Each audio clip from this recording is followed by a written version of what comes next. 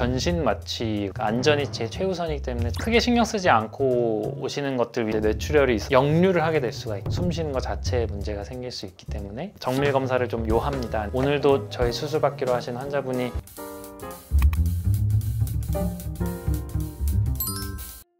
안녕하십니까, 에이트 성형외과 조호영 원장입니다.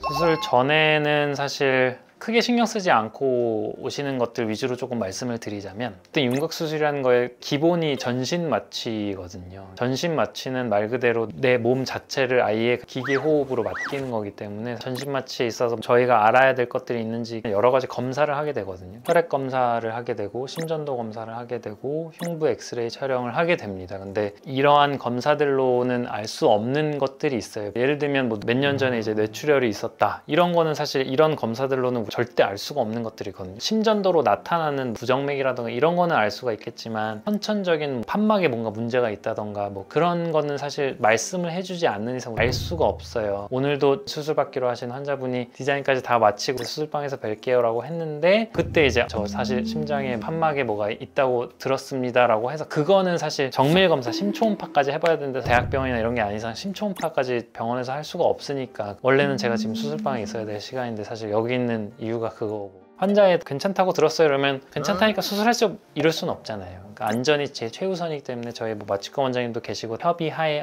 이거는 좀 정밀 검사가 필요하겠습니다 라고 의견을 주시면 이제 수술을 미루고 아니면 취소하든지 이런 과정들이 있기 때문에 수술 받아서 예뻐지는 것도 중요한데 사실 안전이 제일 1순위거든요. 기본적으로 이제 드시고 계신 약이나 아니면 본인이 갖고 있는 병력 이런 거에 대해서 자세하게 말씀을 해주시면 해주실수록 좋거든요. 약도 예를 들면 뭐 혈압약이든 뭐 아스피린이든 이렇게 수술 중에 출혈에 이런 거에 좀 영향이 있을 수 있는 것들을 말씀을 해주셔야 이거는 일주일 전에 끊으십시오, 이거는 수술 아침날까지 드셔도 됩니다 라고 정확하게 안내를 드릴 수 있고, 저희가 환자분을 믿지 않아서가 아니라 본인이 알고 있는 것과 의료 차트나 검사 결과 이런 게 조금 다른 경우들이 생각보다 꽤 많아요. 그래서 정밀 검사를 좀 요합니다, 아니면 어디 가서 이거 좀 떼오세요 라고 하면 본인의 안전을 위한 거기 때문에 좀 귀찮으시더라도 잘 협조를 해주시면 좋겠습니다.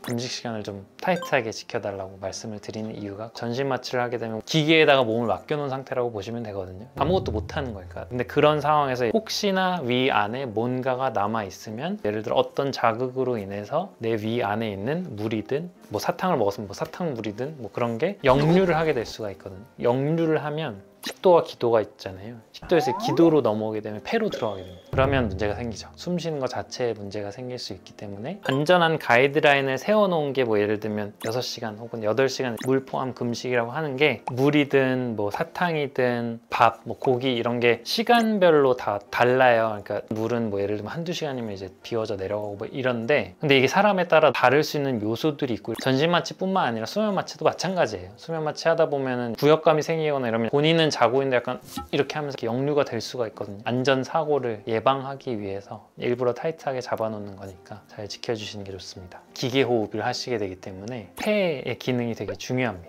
흡연을 좀 많이 즐겨 하시는 분들은 어느 정도 금연 기간을 지키시다가 오는 게 폐 기능에도 사실 좋고요. 흡연을 많이 하시는 분들은 아무래도 가래가 되게 많이 생기기 때문에 기계 호흡 시에 폐에 가래가 많이 차 있게 되면 좀 영향이 있을 수 있습니다. 회복하실 때에도 회복 기간이 다른 분들보다 좀 길어지게 마련이고요. 전신 마취나 이럴 때 쓰는 약들이 다 간에서 대사가 되기 때문에 간 기능도 되게 중요하고요. 염증, 감염 이런 게 생긴 게 굉장히 좀 드물지만, 좀 만성적으로 음주를 좀 즐겨 하시는 분들은 염증에 대한 면역력도 당연히 떨어져 있게 되기 때문에 내가 수술을 언제 날짜를 잡았으면 술, 담배는 조금 그때부터 좀 컨트롤을 하시는 게 도움이 많이 될 것 같고요. 수술 전날 새벽까지 술을 드시고 오는 분들도 계세요. 좀 그렇잖아요. 술 드시고 오시면 참 술 냄새가 금식 시간 지켰으면 된 거 아니냐 뭐 이러시는데 곤란합니다. 몇 시간 동안 전신 마취 받고 나면 되게 다 불편하거든요, 뭐든지. 그래서 갈아입으시기 편한 옷을 입고 오시는 것도 사실 굉장히 큰 도움이 됩니다. 어쨌든 몸 자체가 전체적으로 좀 부어있다고 보시면 돼요. 물론 뭐 갑자기 뭐 이렇게 되진 않지만 그래도 뭐 움직이거나 이런 게 아무래도 좀 불편하죠. 그래서 좀 편한 옷 챙겨오시면 좀 도움이 되지 않을까 싶습니다. 전신 마취 수술할 때 침 같은 게 좀 많이 발생하지 않도록 하는 약도 실제로 들어가기도 하고, 입을 벌린 상태로 몇 시간 동안 수술이 이루어지기 때문에 입이 되게 건조하고 말라요. 립밤 같은 거를 좀 미리 준비해 주시는 것도 하나의 방법이 되겠고요.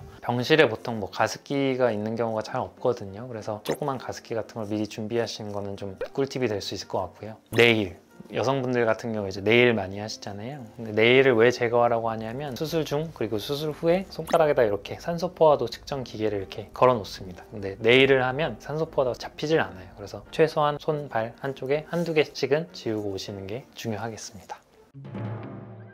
수술 후에 주의사항은 나 이거 해도 되나? 안 됩니다. 하지 마세요. 그냥 하지 마세요. 제가 가장 중요시하게 말씀드린 건 그게 가장 안전한 것 같아요. 그거 되게 좋은 것 같아요. 구비해 놓으시면 도움이 많이 될 것 같습니다.